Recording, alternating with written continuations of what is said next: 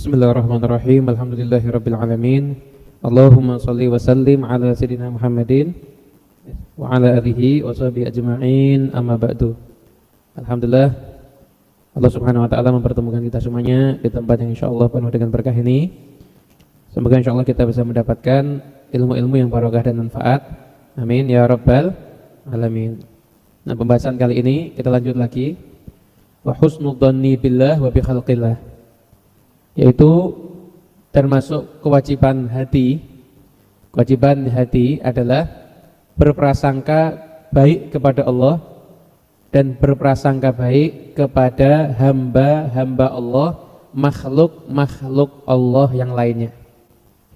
Jadi wajib bagi seseorang untuk menghiasi hatinya, mengkondisikan hatinya agar selalu berprasangka baik kepada Allah Subhanahu wa ta'ala. Sahabat Jabir meriwayatkan, sami'tu Rasulullah sallallahu alaihi wasallam qabla mautihi bi thalathati ayamin yaqulu. Aku mendengar sesungguhnya Rasulullah sallallahu alaihi wasallam 3 hari sebelum wafatnya beliau bersabda, la yamutanna ahadukum illa wa huwa yuhsinu dhanna billah. Jangan sampai salah seorang di antara kalian mati kecuali dalam keadaan dia telah berprasangka baik kepada Allah Subhanahu wa taala. Jangan sampai ada salah seorang pun di antara kalian yang mati kecuali hatinya itu berprasangka baik kepada Allah Subhanahu wa taala. Gimana berprasangka baik? Bahwasanya Allah akan mengampuni dosanya, Allah akan memasukkan dia ke dalam surga. Jadi setiap orang yang mati itu harus dia itu punya prasangka baik kepada Allah. Ulama Imam At-Tibi mengatakan, ya maksudnya berprasangka baik kepada Allah itu ada caranya. Gimana caranya? Adalah ahsinu a'malakum al-an hatta yasunadhannukum billah indal maut. Kamu dari sekarang amalnya diperbagus, diperbaiki dari sekarang. Kenapa? Biar nanti ketika kamu mati kamu bisa husnudzon kepada Allah Subhanahu wa ta'ala. Mempermudah kita untuk husnudzon adalah dengan memperbaiki amal kita di saat ini. Nah, katakan bahwasanya sebenarnya harapan sama Allah dan takut kepada Allah itu seperti 2 sayap yang harus seimbang. Tapi ketika orang itu sehat, normal, sebaiknya sisi takutnya dia kepada Allah lebih besar. Kenapa? Biar amal solehnya semakin sungguh-sungguh. Tapi ketika udah dekat-dekat dengan kematiannya, maka ketika itu suruh memperbesar dia husnudzonnya kepada Allah Subhanahu wa ta'ala. Ya, husnudzon kepada Allah itu satu hal yang luar biasa sekali nilainya. Kemudian setelah itu diriwayatkan bahwasanya terjadi ini di masa Rasulullah sallallahu alaihi wasallam. Ini kejadian ada di masa Nabi ini. Bahwa suatu ketika Nabi Muhammad sallallahu alaihi wasallam itu keluar untuk mengiringi satu jenazah. Ketika jenazah ini diletakkan, maka ketika itu Sayyidina Umar bin Khattab mengatakan, la tusalli 'alaiha ya Rasulullah fa innahu rajulun fajir. Ya Rasulullah, jangan salatkan dia. Dia ini adalah seseorang laki-laki pendosa. Ketika itu Rasulullah langsung noleh kepada jamaah yang hadir ketika itu. Hal ra'ahu ahadun minkum ala amalil Islam? Kamu sekalian pernah enggak melihat orang ini mengamalkan satu amalan di dalam Islam? Ada satu yang jawab, "Na'am ya Rasulullah. Harasa lailatan fi sabilillah." Ya Rasulullah, iya. Dia pernah berjaga di suatu malam di dalam kondisi ketika itu ada jihad fi sabilillah, pernah satu malam dia itu ikut jaga. Fa shalla alaihi Rasulullah sallallahu alaihi wasallam. Setelah itu Rasulullah SAW itu menyolatkan daripada jenazah ini. Dan setelah itu Rasulullah mengambil tanah begitu dan melumurkan tanah, dan Nabi mengatakan apa? Ashabuka yadhunnuna annaka min ahlin nar wa ana ashhadu annaka min ahlil jannah. Sahabat-sahabatmu itu menyangka kamu ini adalah calon penghuni neraka, sedangkan aku bersaksi engkau adalah orang yang akan masuk ke dalam surga.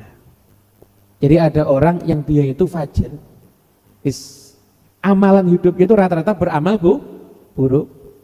Bahkan Sayyidina Umar mengatakan apa? Jangan disolatkan. Jadi kalau orang ini nggak kelewatan kan nggak mungkin Sayyidina Umar begitu. Nggak mungkin Sayyidina Umar begitu. Tapi justru Nabi Muhammad SAW yang mengatakan orang ini akan masuk ke dalam surga. Nah, oleh karena itu ini adalah salah satu bagian daripada prasangka baik kepada Allah Subhanahu wa taala. Berprasangka baik kepada Allah itu satu hal yang harus dimiliki. Harus ada. Ini adalah amalannya kaum solihin. Ini adalah amalannya daripada para nabi. Husnudzon kepada Allah itu menjadikan orang itu punya kekuatan yang luar biasa. Nih, saya kasih contoh ya, Siti Maryam ketika mau melahirkan itu kan bersandar di pohon kurma. Bersandar di pohon kurma. Siti Maryam ketika mau melahirkan, beliau bersandar di pohon kurma. Maka ketika itu Allah Subhanahu wa taala menyatakan, Maryam, gerakkan pohon kurmanya. Gerakkan pohon kurmanya.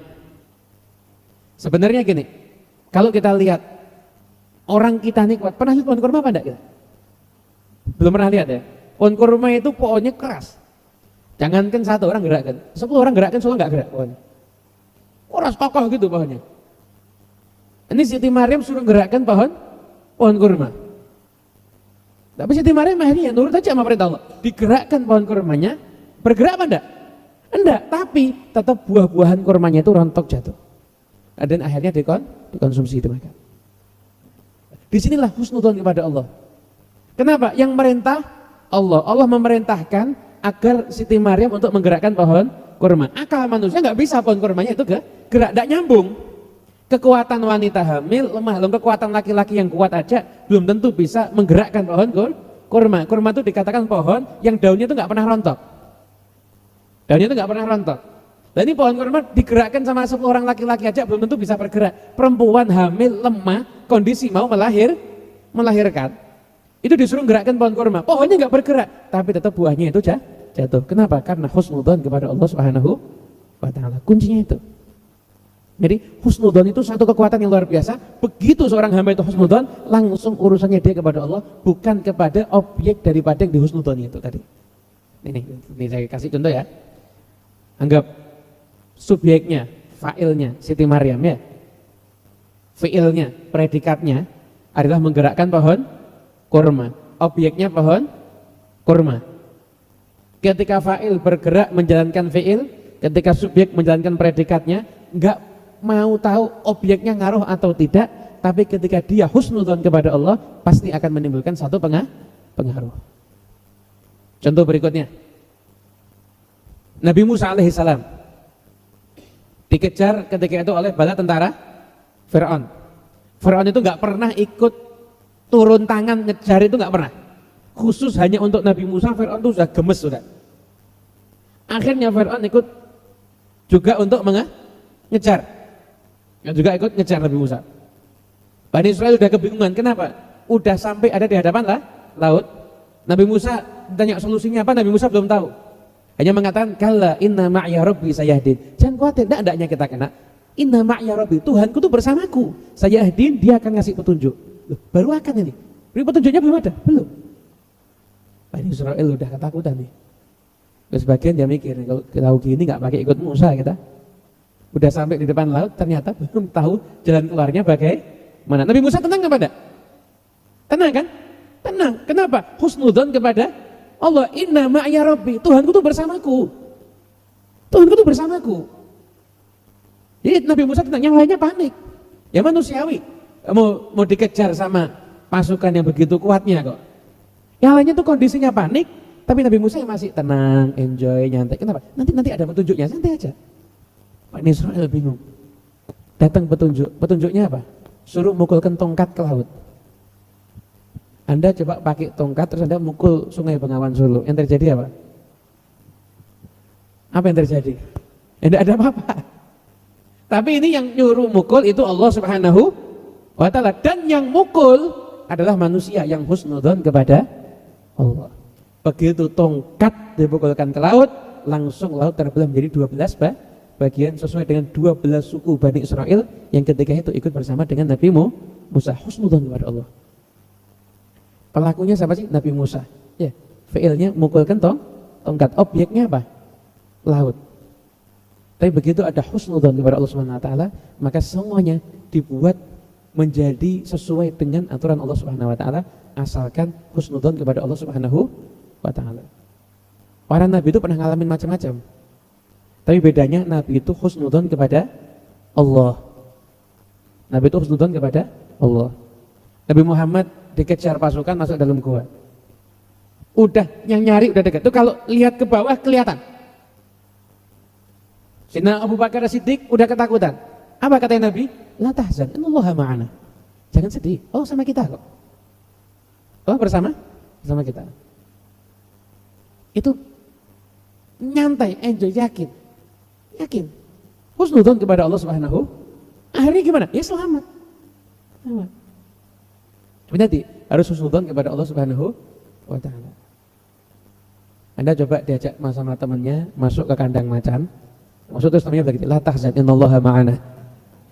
Itu kira-kira gimana? Masuk apa mundur itu?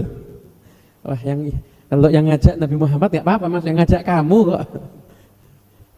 Nah, jadi itu kondisi seperti itu. Itu kondisi seperti itu dialami oleh Sayyidina Abu Bakar karena yakinnya Sayyidina Abu Bakar kepada Nabi Muhammad dan husnudzon kepada Allah, maka akhirnya benar-benar mereka semuanya selamat.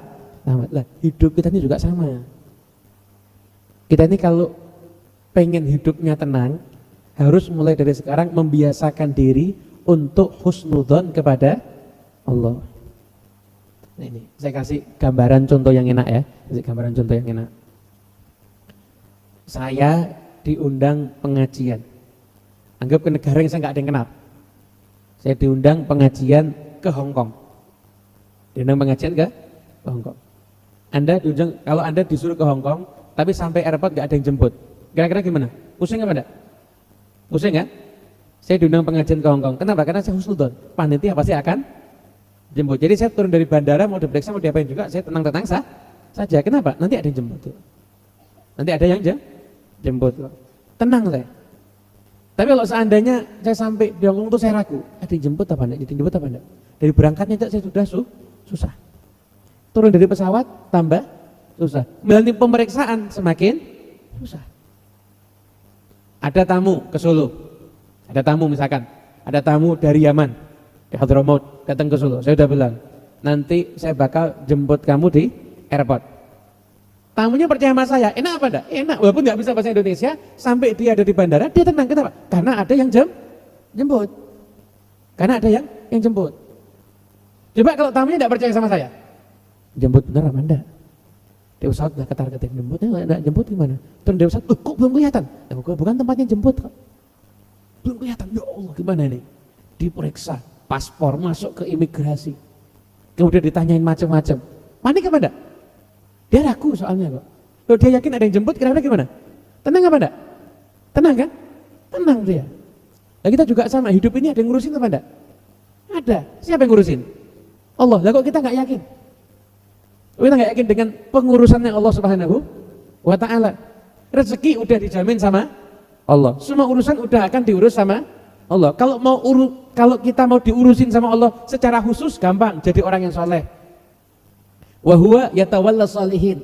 Dialah Allah yang akan mengurus orang-orang yang soleh. Allah tuh yatawalla fi'il mudhari, selalu dan akan sampai kapanpun juga Allah akan mengurus orang-orang yang soleh. Lah kok kita masih ragu? Bingung nanti 5 tahun lagi gimana? Besok mau makan apa? Nanti anak saya mau tinggal di mana? Saya kok belum menyiapkan rumah, nanti warisan, bingung macam-macam. Kenapa? Enggak yakin. Kita ini ragu dengan Allah Subhanahu wa taala. Enggak ada husnudzon kepada Allah Subhanahu wa taala. Kalau enggak ada husnudzon kepada Allah Subhanahu wa taala, maka orang itu hidupnya pasti akan dalam keadaan khawatir. Kenapa? Hidup ini berat, ujiannya macam-macam. Orang kaya bisa jatuh miskin, ya. Lebih banyak mana? Kaya jatuh miskin atau miskin mendadak kaya? Banyak yang mana? Kan kayaknya lebih banyak kaya jatuh miskin daripada yang miskin mendadak kaya. Ini kan fakta. Kita lihat, oh iya. Sekarang punya duit, besok bisa enggak punya duit. Nah itu nanti kira-kira gimana? Nanti anak gimana? Nanti ini gimana? Nanti itu gimana? Nanti nasib gimana? Terus mikir macam-macam. Kenapa? Lupa kalau di dunia ini setiap hamba Allah itu akan mendapatkan rezeki dari Allah, ditanggung sama Allah. Kalau dia menjadi orang yang soleh, maka hidupnya akan diurus oleh Allah Subhanahu wa taala. Lupa dia. Kalau kita pengen hati kita tenang, selalu husnudzon kepada Allah. Selalu husnudzon kepada Allah. Doa sama husnudzon. Orang ini sekarang doa aja, doa. Minta tuh enggak husnudzon sama Allah. Kamu doa aja, wah sudah doa yang enggak dikabul-kabulkan. Saya capek doa, enggak ada solusi yang lain selain doa. Padahal enggak ada yang lebih hebat solusi masalah kita selain kita itu doa. Jadi urusan hidup kita ini semuanya udah dikasih solusinya sama Allah. Anda punya masalah gampang, caranya apa? Takwa. Wa may yattaqillaha. Barang siapa yang bertakwa kepada Allah. Ini Allah, ini syaratnya nih. Syaratnya, barang siapa yang bertakwa kepada Allah, yaj'al lahu makhraja. Maka Allah akan memberikan kepadanya jalan keluar. Kata sahabat Abdullah bin Abbas, beliau sampai mengatakan begini, seandainya langit ini runtuh. Seandainya langit ini runtuh. Pengen langit runtuh itu kan. Ada langit runtuh, Anda mau kabur ke mana? Kabur ke lapangan kena enggak? Nah, masuk gedung kena, ke gunung kena, masuk laut kelelep. Anda kalau langit runtuh, Anda mau ke mana? Bisa kabur apa enggak? Enggak bisa kan? Kata Abdullah bin Abbas, orang takwa itu sekalipun masalahnya langit ini runtuh, maka tetap dia akan mendapatkan jalan keluar. Langitnya runtuh itu tetap dia akan mendapatkan jalan keluar. Syaratnya harus jadi orang yang bertakwa.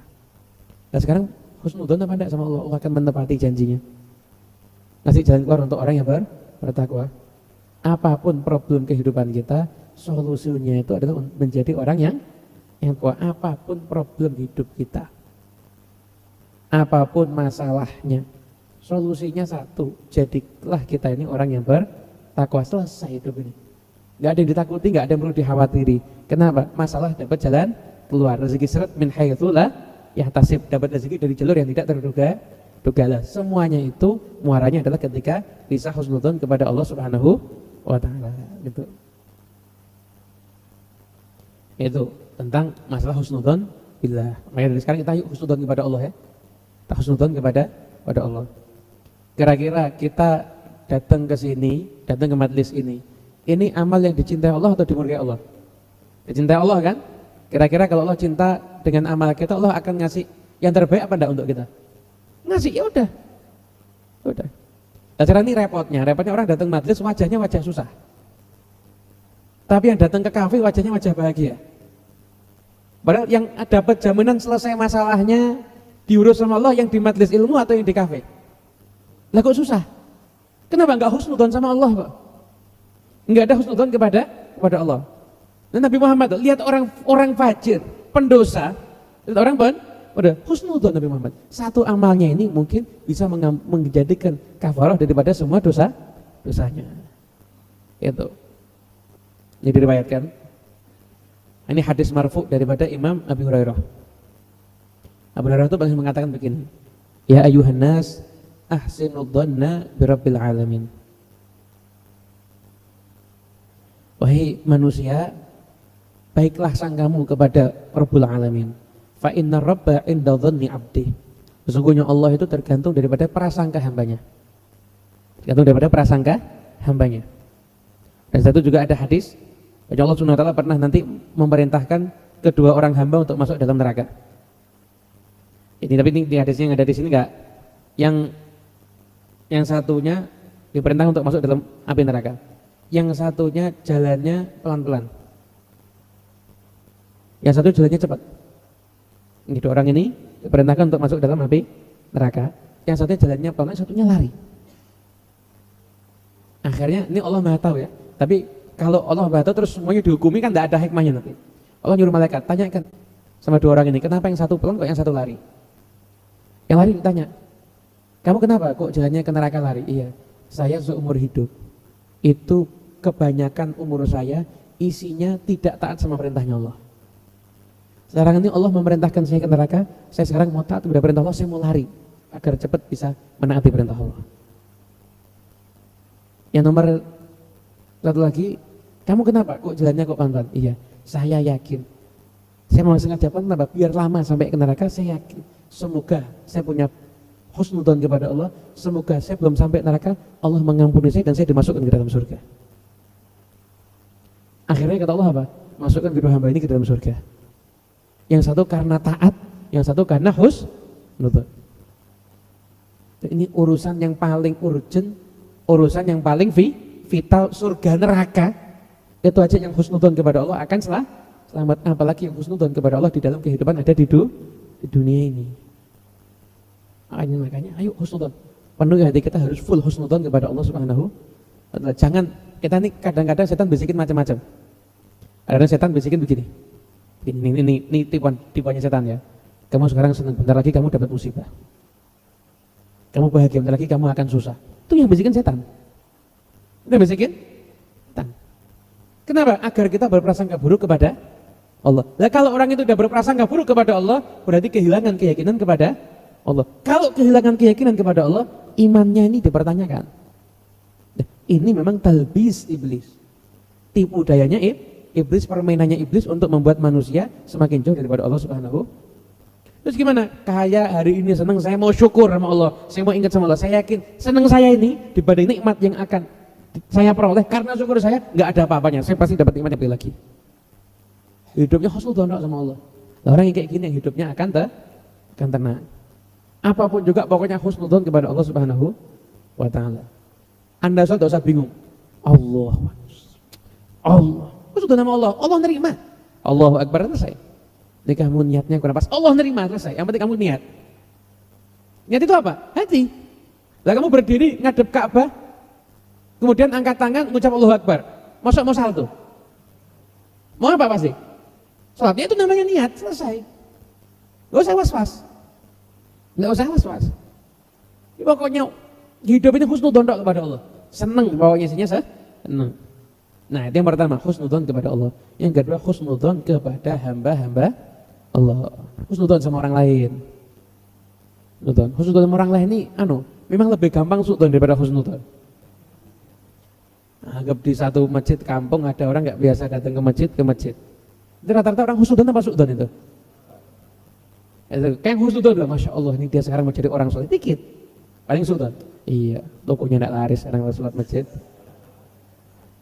Oh ini betul masjid ini masih ada maksud nih. Siapa yang mau ditagih hutangnya ya di masjid ini ya? Mikirnya udah macam-macam. Sudah ini padahal lihat orang, ini bedanya nih, ini penting ini kalau perlu tulisan ini dipakai buat status. Bedanya orang yang dulu sama orang yang zaman sekarang, zaman old sama zaman now. Orang dulu tuh, orang yang dahulu, lihat orang maksiat masih husnudzon. Lihat orang maksiat masih husnudzon. Orang zaman sekarang lihat orang taat masih suudzon. Orang dulu itu pernah diriwayatkan Ibrahim bin Adham itu pernah lewat. Ibrahim bin Adham itu pernah lewat di satu pasar. Di situ ada orang masih terkapar, teler, gara-gara semalam mabuk. Di mulutnya itu ada bekas minuman keras, jadi agak berbusa gitu kan, bekas minuman keras gitu. Dan Ibrahim bin Adham ini lihat, diambilkan yang itu diusap mulut. Ya Allah, kesian mulut yang sering zikir ini kena musibah apa. Ini padahal ada orang teler gara-gara minum ciu, minum minuman keras. Yang lihat di streaming nggak paham ciu itu apa kan? Yang paham kan orang Semanggi.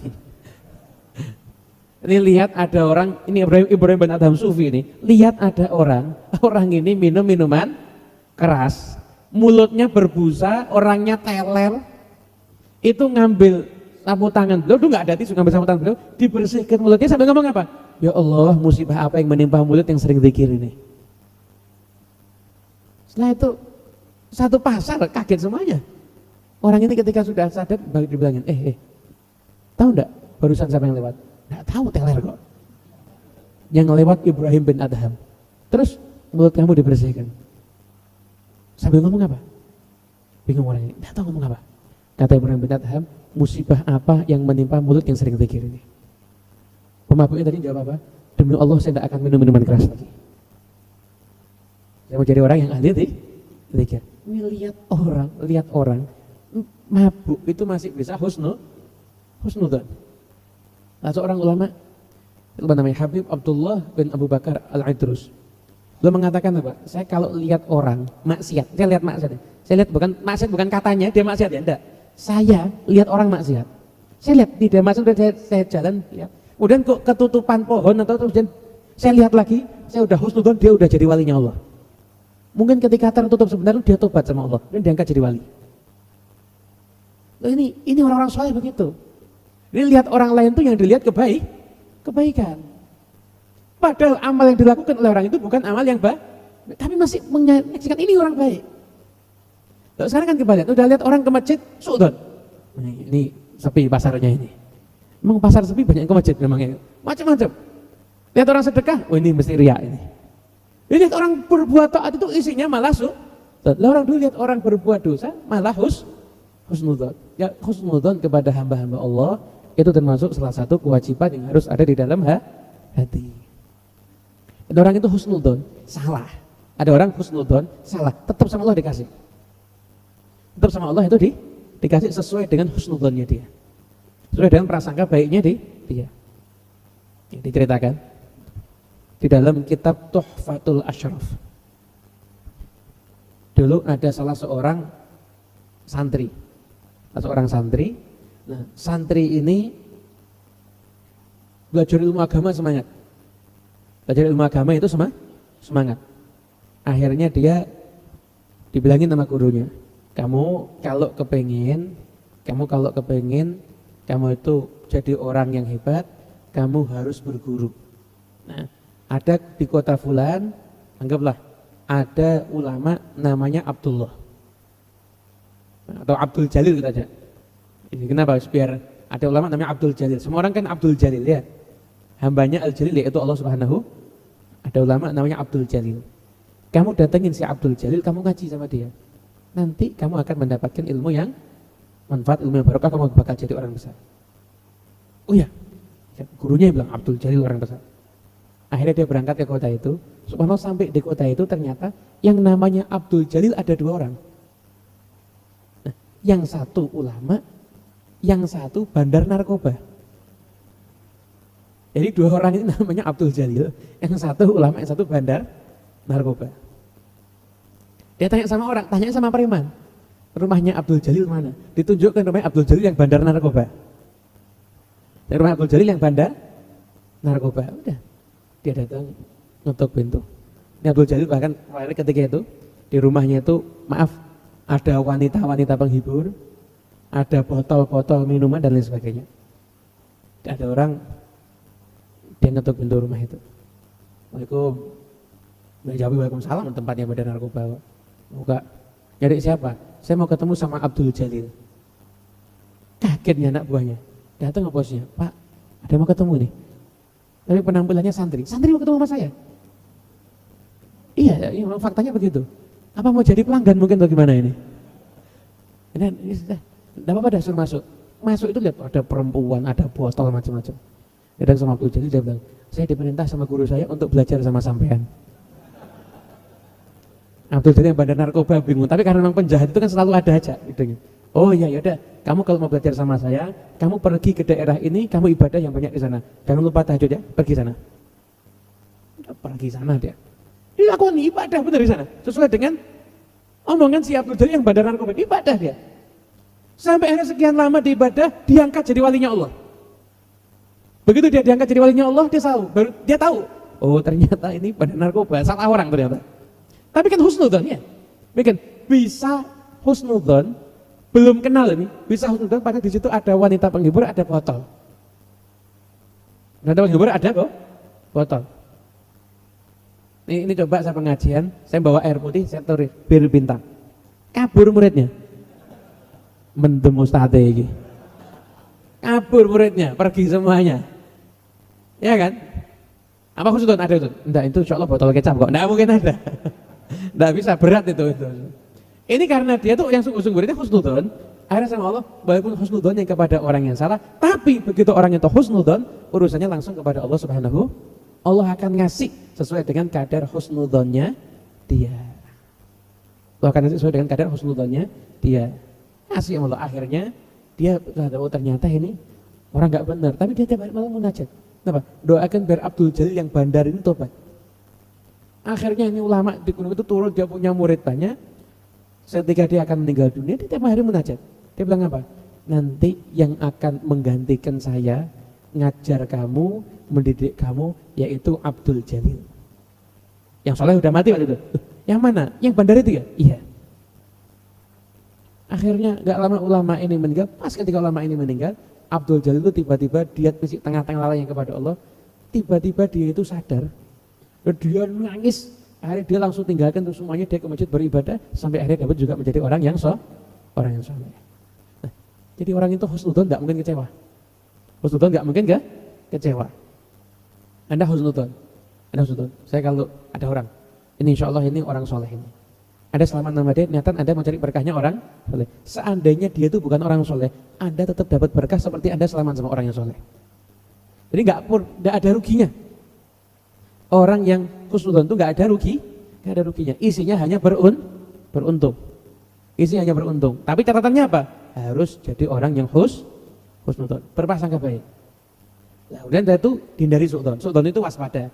Suudzon itu beda sama waspada ya. Waspada itu ada alasan kita harus bersikap waspada. Jangan terus saya nggak mau suudzon.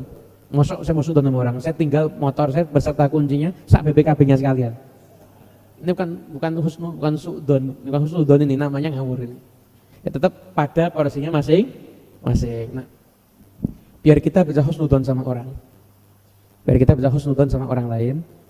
Kalau ada orang yang berbuat salah, entah dia berbuat maksiat kepada Allah atau dia salah sama kita.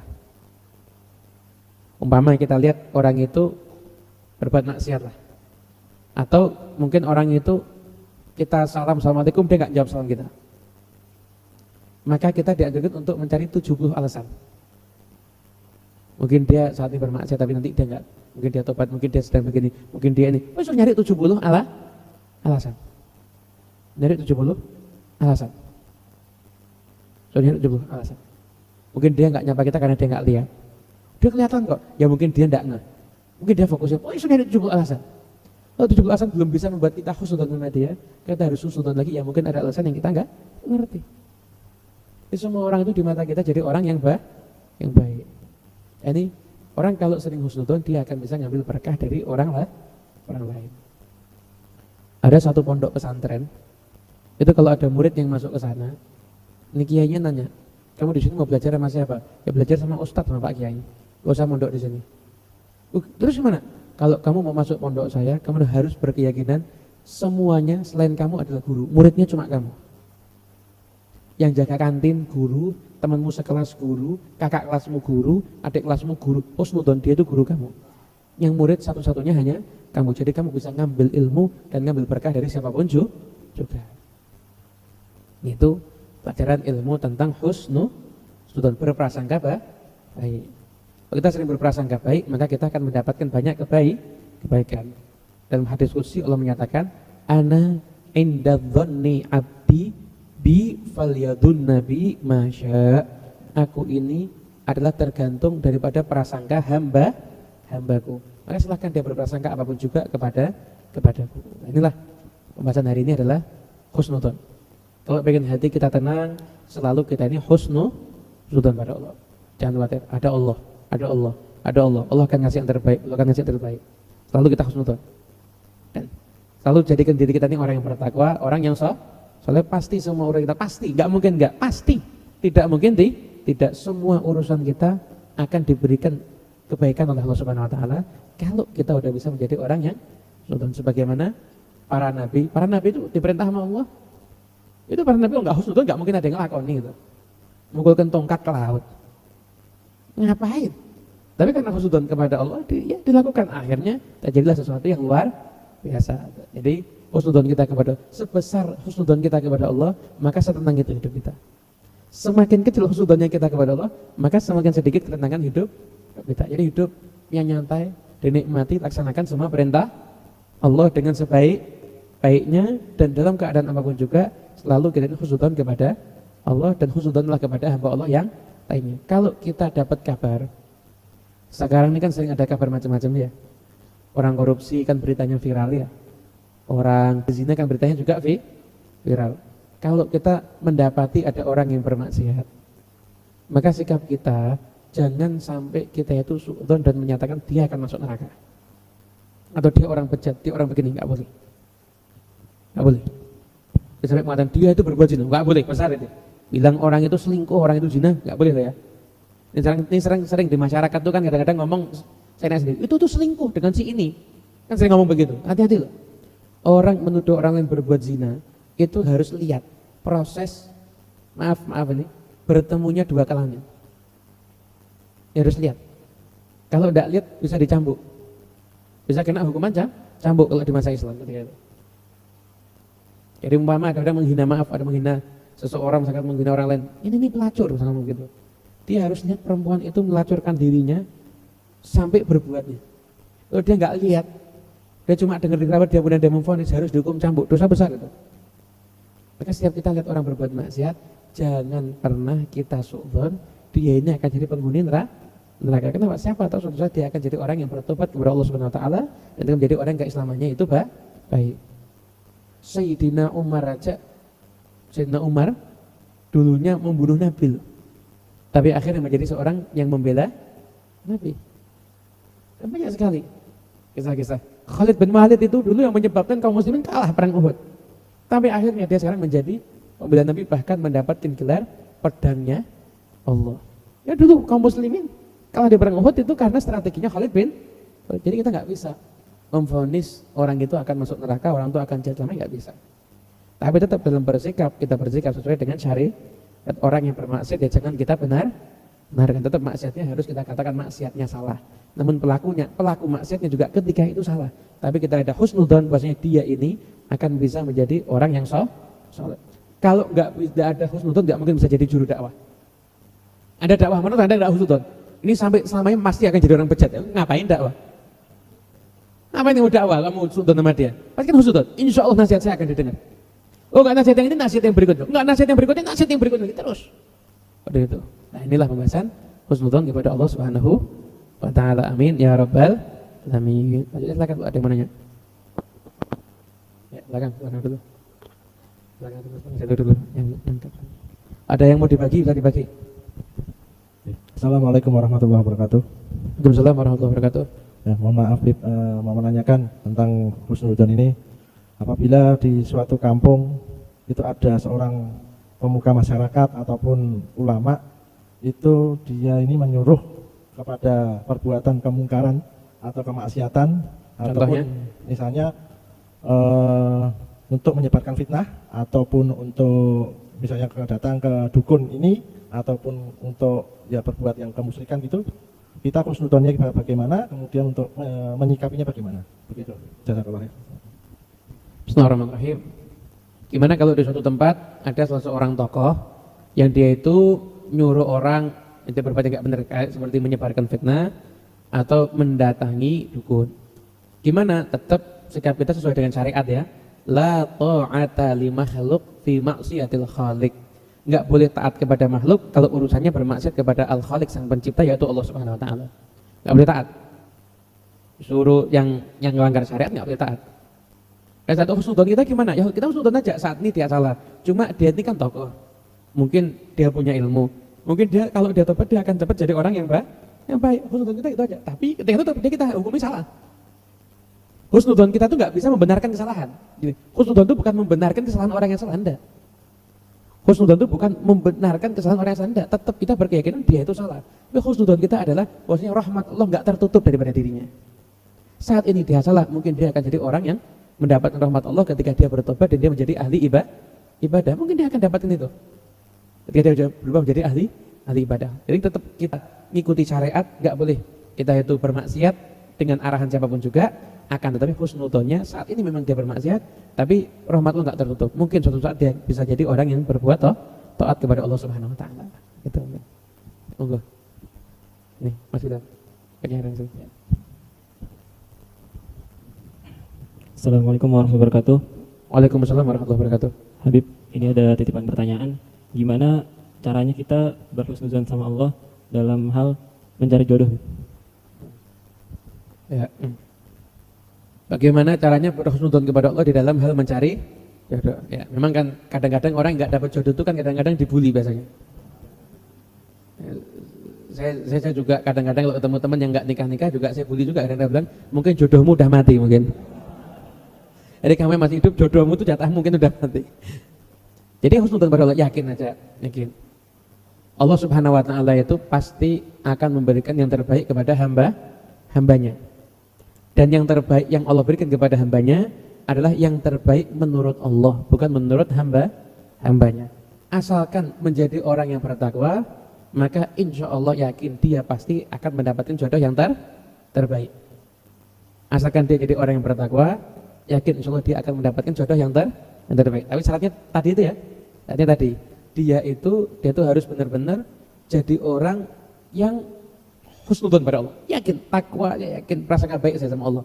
Kalau saya takwa, semua yang saya butuhkan, yang saya inginkan pasti akan Allah berikan yang terbaik bagi saya.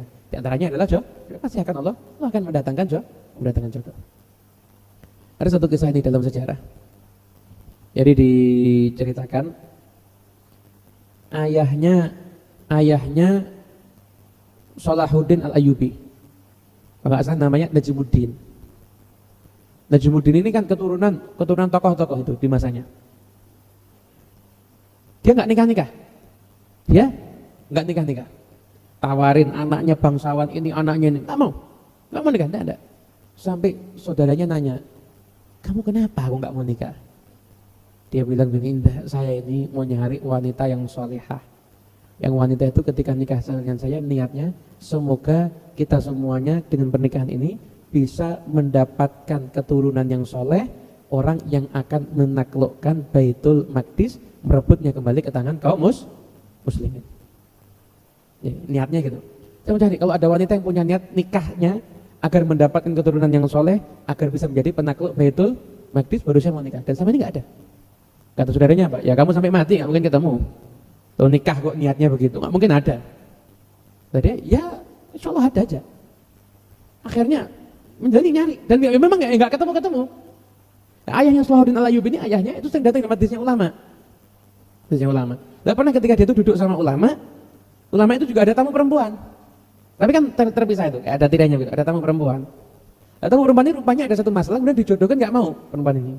Dia tanya, kamu kok dijodohkan nggak mau, kenapa? Oh nggak mau dilamar sama dia. Dia bingung, kenapa kamu menolak lamarannya dia? Perempuan ini jawabnya apa? Saya cuma mau nikah dengan pria yang soleh, yang berniat dengan pernikahannya agar mendapatkan keturunan yang akan menaklukkan Baitul Maqdis, merebutnya lagi ke tangan kaum muslimin. Pas ngomong gitu perempuannya, persis dengan omongannya Najmuddin yang di situ juga ada dia. Begitu perempuan tadi ngomong, Najmuddin ngomong sama saya tadi, saya mau nikah sama perempuan ini. Ini perempuan yang saya cari sama ini ya ini. Jadi ketemunya jodohnya di majelis ilmu. Semoga dapat jodoh, ketemunya jodoh juga di sini nanti insyaallah. Tapi jangan niatnya itu. Niatnya itu nggak dapat biasanya. Ya tuh, ketemu jodoh di pengajian kan bagus ya. Kamu ketemu jodoh kamu di mana? Ketika dugem. Wah. Repot ini. Kamu ketemu jodoh di mana? Ketika ketemu jodohnya di majelis ilmu. Bagus, keren ini. Saya mau nikah sama perempuan ini. Kata guru, ini perempuan biasa, kamu kan kelas bangsawan. Ini wanita biasa, anaknya orang miskin. Enggak, ini perempuan yang saya cari. Karena niatnya akhirnya punya keturunan Salahuddin Al-Ayyubi menjadi tokoh sejarah Islam. Ya ulama, ini ulama. Itu ya Salahuddin itu ya ulama. Dididik itu dalam ilmu agama.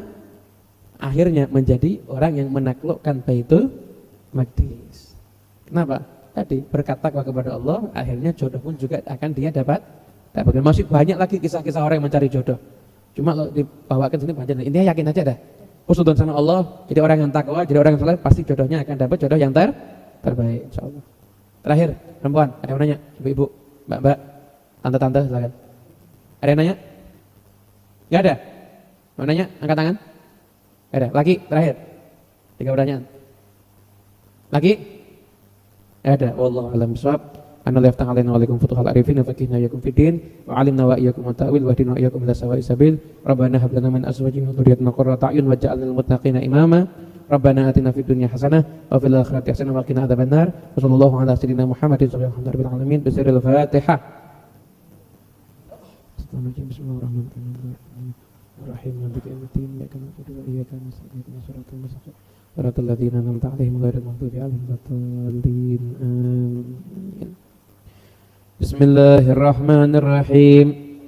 Ma shalli wa sallim ala sayyidina Muhammadin miftahi babi rahmatillah علم الله صلاة وسلاما دائمين بدوام ملك الله وعلى آله وصحبه اللهم اجعل في طاعتك فراحي وسروري مرضاتك جميع أموري يا عالم بحالاتي ومطلع على سرائري ونياتي اقضي جميع حاجاتي واغفر ذنوبي وسيئاتي تجاوز عن خطيئاتي وزلاتي وتقبل جميع حسناتي فيما مضى وما ياتي واكتبني في ديوان ساداتي واسلك بي سبيل نجاتي في حياتي ومماتي اللهم إني طامع في عطاك راغب في رضاك مستسلم لقضاك فاكتبني من أولياك واسلك بي سبيل هداك وألحقني بأسفياك صلى الله على سيدنا محمد صلى الله عليه وسلم الحمد لله رب العالمين.